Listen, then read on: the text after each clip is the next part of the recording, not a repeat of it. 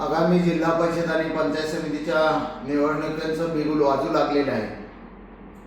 खरं तर सन 2026च्या निवडणुकीसाठी शिवसेना पक्ष शिरूर तालुक्यात सज्ज झालेला आहे।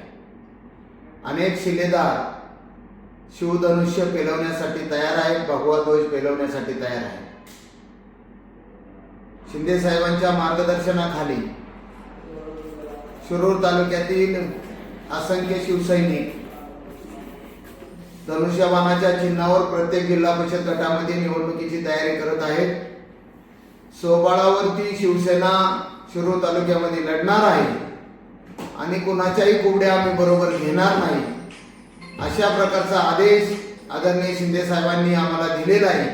मी जिल्हा प्रमुख म्हणून आपणाला एवढंच सांगू इच्छितो की भविष्य काळामध्ये येणाऱ्या निवडणुकीमध्ये शिरूर तालुक्याचं राजकीय गणित हे शिवसेनेका बदलल्याशिवाय राहणार नाही।